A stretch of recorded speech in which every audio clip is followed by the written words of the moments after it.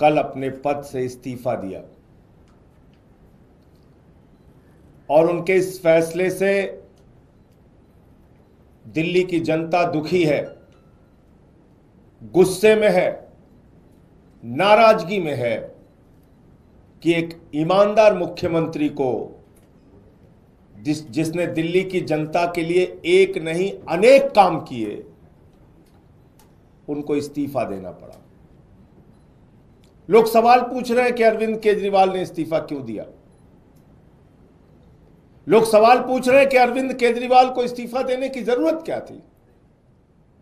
उन्होंने तो ईमानदारी से दिल्ली के 2 करोड़ लोगों की सेवा की, फिर क्या आवश्यकता थी उनको इस्तीफा देने की।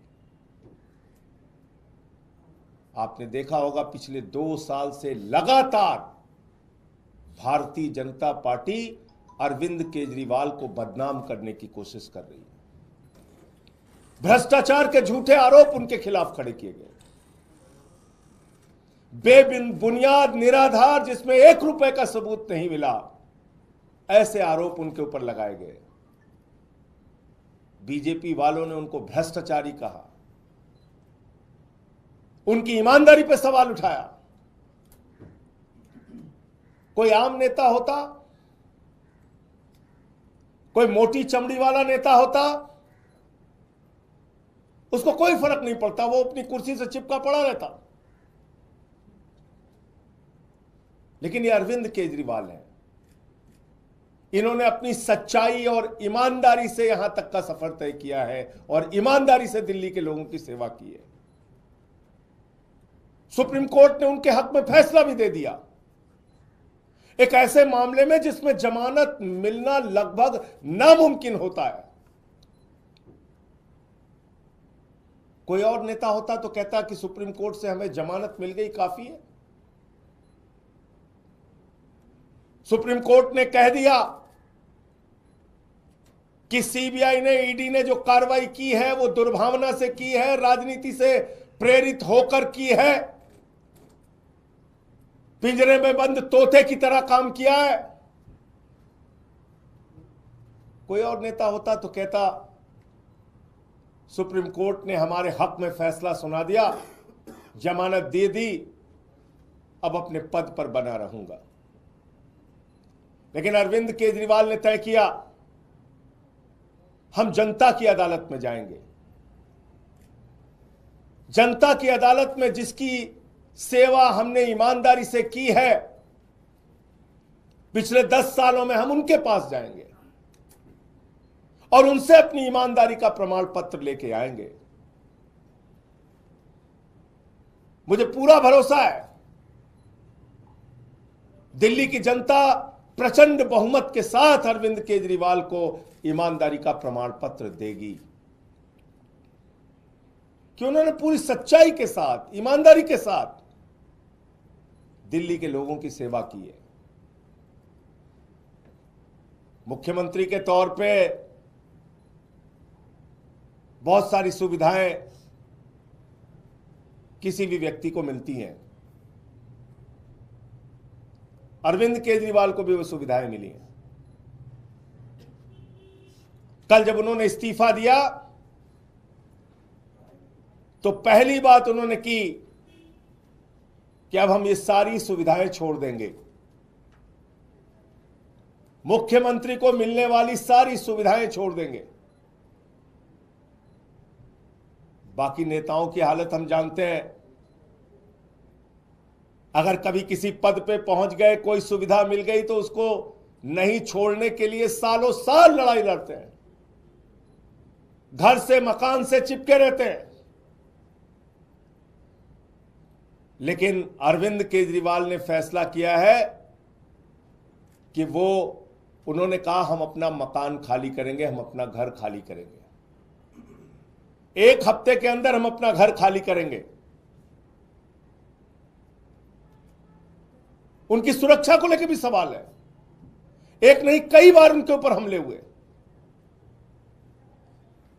हमने उनसे कहा, समझाने की कोशिश की कि आपकी सुरक्षा को खतरा है, कई बार आप पे हमला हो चुका है, मां बाप घर में थे उस वक्त भी उनके घर पे हमला हो चुका है। भारतीय जनता पार्टी के लोगों ने हमला किया है। कई बार उनको शारीरिक नुकसान पहुंचाया गया, कहीं कालिक फेंकी गई, कहीं हमला किया गया, चोट पहुंचाई गई। ये सारा कुछ हुआ अरविंद केजरीवाल के साथ। उनके बूढ़े मां बाप हैं, उनकी पत्नी है, उनके बच्चे हैं, उनकी सुरक्षा को लेके हम सब चिंतित हैं। हमने समझाने की कोशिश की कि ये घर सिर्फ मुख्यमंत्री के तौर पे ही नहीं बल्कि आपकी सुरक्षा की दृष्टि से भी जरूरी है।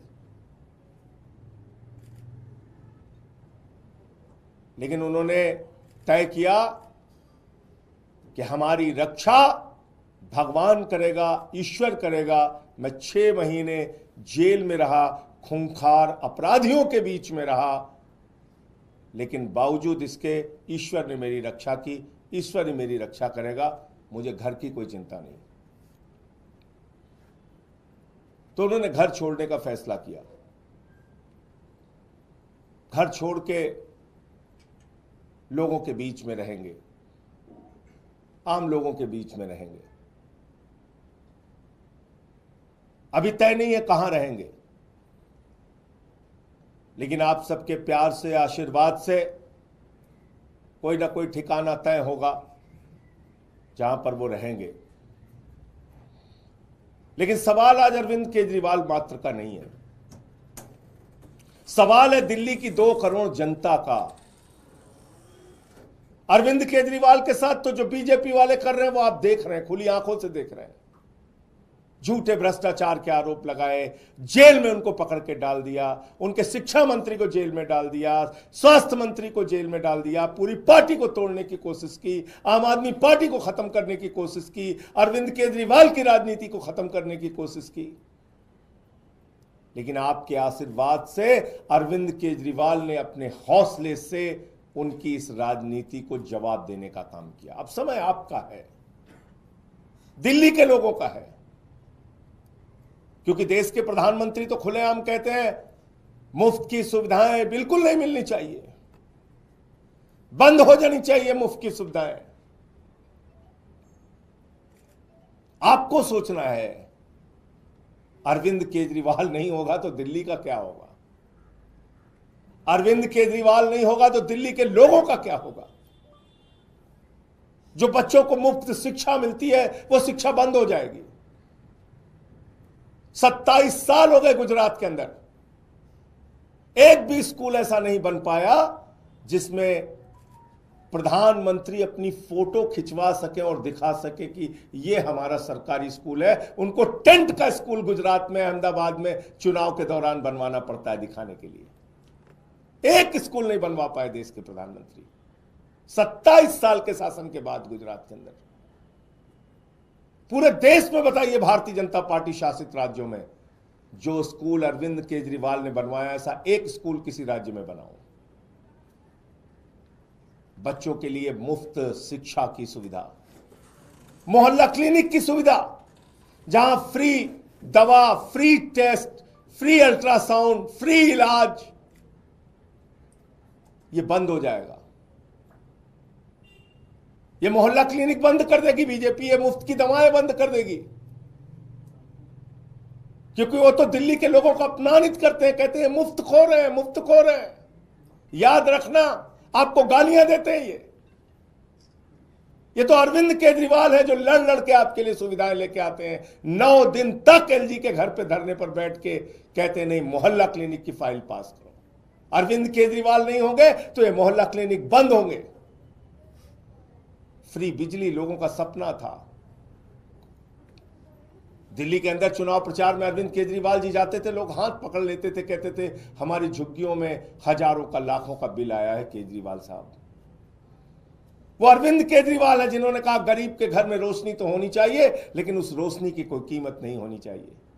फ्री बिजली किया। हिंदुस्तान की आजादी के बाद पहला मुख्यमंत्री जिसने फ्री में लोगों तक बिजली पहुंचाने का काम किया वो अरविंद केजरीवाल है। अगर जिस दिन अरविंद केजरीवाल नहीं होंगे, मुख्यमंत्री नहीं बनेंगे, तो ये फ्री बिजली की सुविधा भाजपा बंद कर देगी। फ्री पीने का साफ पानी, 24 घंटे फ्री बिजली, फ्री पानी, और इन सब के बावजूद मुनाफे का बजट दिल्ली को दिया। माताएं बहनें जो हमारी मजदूरी करती हैं, हमारी बच्चियां जो कॉलेज में जाती हैं, जिसका पिता रिक्शा चलाता है, ठेला लगाता है, वो सुबह उठता था तो अपनी जेब की तरफ देखता था। बेटी को स्कूल भेजना है, कॉलेज भेजना है, जेब में पैसा होगा तो बेटी कॉलेज जाएगी, वरना नहीं जा पाएगी। इस दर्द को दिल्ली के मुख्यमंत्री अरविंद केजरीवाल ने समझा। उन्होंने कहा बेटियों के लिए, माताओं बहनों के लिए, मजदूरी करने वाली हमारी माताओं के लिए बस की यात्रा फ्री होगी। केजरीवाल नहीं होंगे तो ये बस की यात्रा की फ्री सुविधा खत्म होगी।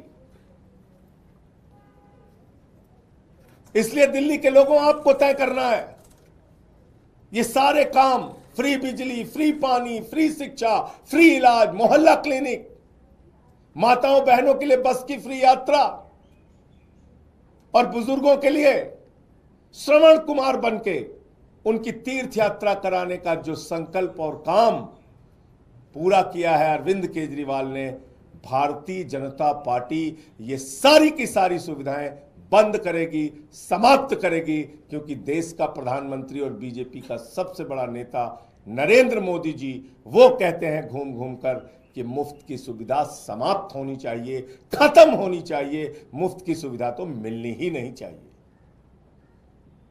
ये तो केजरीवाल है जिन्होंने कमाल करके दिखाया। सारी सुविधाएं देने के बावजूद मुनाफे का बजट दिया दिल्ली में।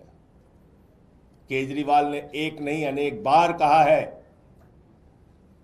कि दिल्ली के अंदर अब तक जो सरकारें थीं उन्होंने आपको धोखा देने का काम किया। खजाने में पैसे की कमी नहीं है, सरकारों की नीयत में कमी थी,